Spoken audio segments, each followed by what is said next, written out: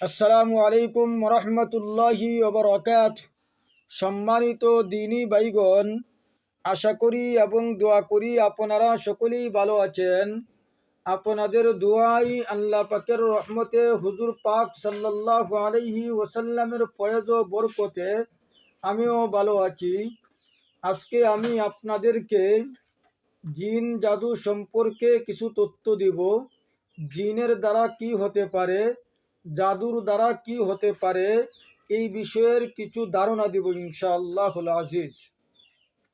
এই সায়েন্সের উন্নত যুগেও অনেক মেয়েদের সাথে এমন জিন থাকে যে তাদেরকে বিভিন্ন কষ্ট দিতে থাকে। না ডাক্তার কোনো রোগ ধরতে পারে, না সাধারণ কোনো মুদাব্বির রোগ ধরতে পারে, অথচ রোগী অসুস্থতায় ভুগতে থাকে। জিন জাতির মধ্যে এমন এক সম্প্রদায় আছে যারা সুন্দর মেয়েদের প্রতি আকৃষ্ট হয়। তারা সর্বদাই চেষ্টা থাকে, যখনই সুযোগ পাই তখনই তাদের সাথে সহবাসে লিপ্ত হয়। বিশেষ করে এ সুযোগটা তারা তখনই পায় যখন সুন্দরী মেয়েরা স্কুল, কলেজ, বিভিন্ন প্রতিষ্ঠানে যায়, তখনই তাদেরকে আক্রমণ করে।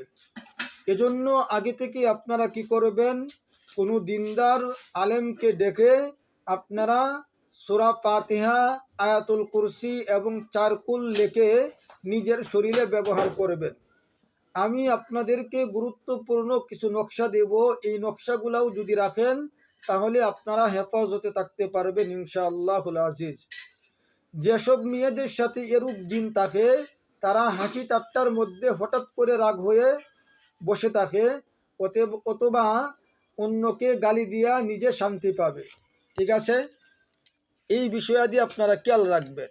এরূপ মেয়েদের ক্ষতিসমূহ আমি এখন যে আলোচনাটা করেছি সেটা হচ্ছে আক্রমণ কিভাবে করে।